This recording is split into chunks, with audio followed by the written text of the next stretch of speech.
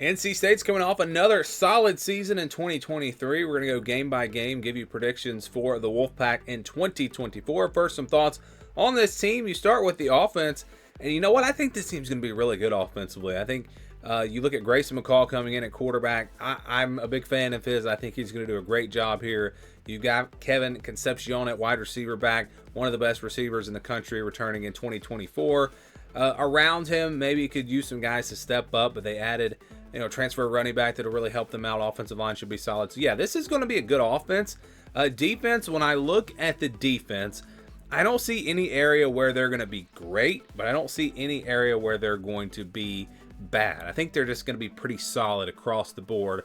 Again, no areas where you're really going to be able to attack. Again, they will be solid, and they usually are. So it's going to be a solid defense, a chance to be a really good offense if everything comes together. So let's get to the predictions. Vegas has the over-under win total at 8.5 wins. So 8-4, 9-3, the most likely scenarios. I guess that's pretty fair. I wouldn't be surprised. I could see that number even being a little higher, like 9.5. But 8.5, 9.5, I would probably put that number right there. They'll start off with Western Carolina. That should be an easy win. So they get started there and begin the season 1-0. They'll play Tennessee the next week, September 7th in Charlotte. So that's going to be a great neutral site game. Two really good offenses. I think you're going to see a shootout here. Again, should be a really exciting game. One of the more underrated games. You don't really hear a whole lot about this game when you're talking about some of these big non-conference games and all that. But yeah, this is going to be an exciting game. Two really good teams, two top 25 teams in my opinion. I think Tennessee will outlast them. I think their offense is just a little bit ahead of where NC State's is. The ability to run the football, throw the football, more weapons on at the wide receiver position maybe than NC State has as far as depth goes. So I think they outlast them in a shootout, but a close game, a lot of points. I could even see this game in the 40s potentially, but I'm going with the Vols to get the win. All right, next week is Louisiana Tech, September 14th. Should be a pretty easy win there for NC State, although you could look at this as a potential trap game between Tennessee and Clemson. Maybe they are a little sluggish in that one. Maybe it's not a blowout win, but they should win nonetheless. All right, Clemson on September 21st on the road. A tough place to play. I like this Clemson offense. I actually think they're going to be a lot better this year. They'll be balanced. You look at their defense in the secondary. That's an area where NC State potentially can attack and have some success. And so, yeah, I think NC State has a chance to win this game.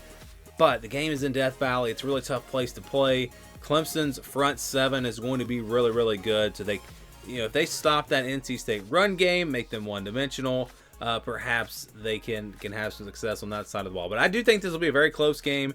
It's just hard for me to pick against Clemson at home. If this game was at NC State, I'd probably go with the Wolfpack. I think it's going to be that close. But I'm going with Clemson to win this one. The next week, they'll play Northern Illinois on September 28th. At home, they bounce back, get a win there. So now they are 3-2, heading into Wake Forest on October 5th. Wake Forest team that, I don't think Wake Forest has really changed that much. They haven't really gotten worse.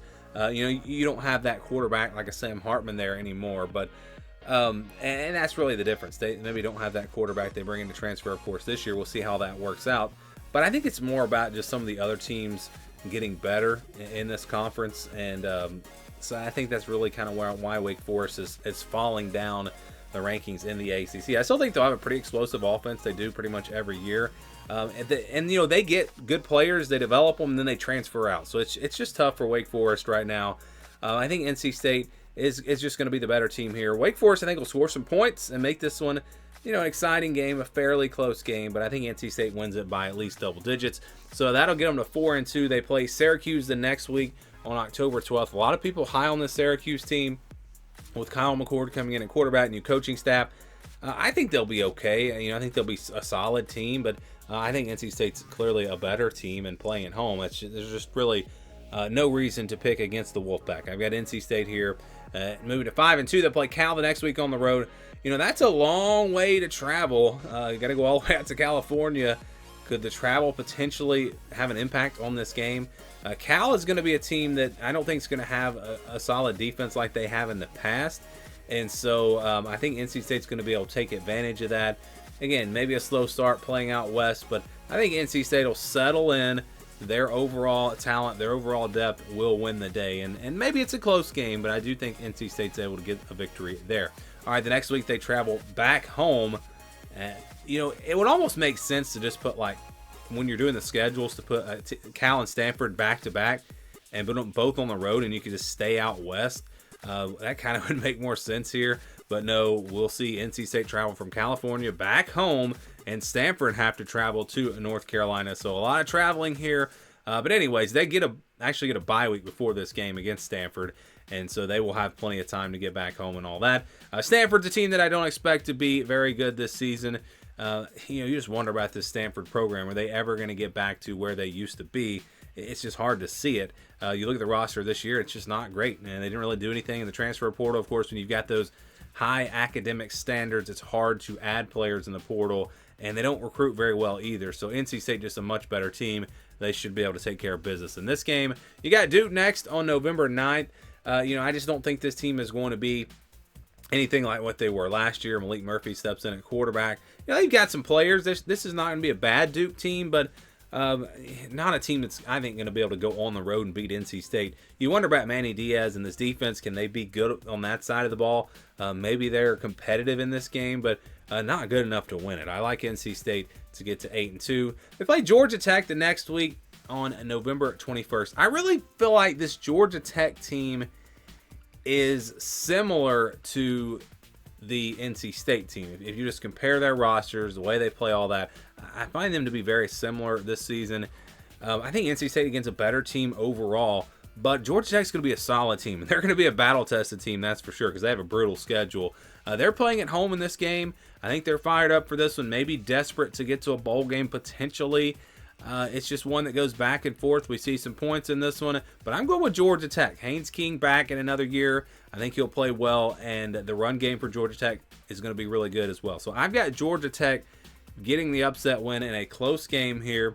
And then finally, they've got North Carolina on the road November 30th.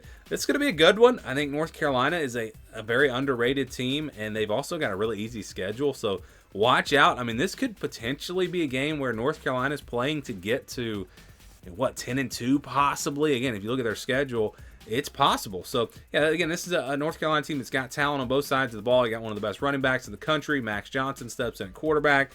They're going to be better than I think people give them credit for on defense as well. So this will be a tough, hard-fought game. I do think NC State wins it, though. I think maybe at the line of scrimmage, they're in pretty good shape in this one. And again, it's tough. I was very close to picking North Carolina, especially because the game is at North Carolina. But I think NC State, I don't want to say Matt Brown's a bad coach, but I feel like NC State and the way they're running their program, they've got the better coaching staff and standard there, and I think they get the win here over North Carolina in a very close game. So I've got them finishing the season at 9-3, a good season, just like last year. Not quite enough to get into the college football playoff, or maybe get to the ACC championship. 2 losses in the conference. Remember, Tennessee is a non-conference game, so you wonder if that would be enough to get them in potentially, but probably not getting in the college football playoff unless you win the ACC championship if you do get in. But again, I think it's a top 25 team for NC State, a solid team, but not quite enough to compete for a national championship. So 9-3, my prediction. What's your prediction? Let me know down in the comments below.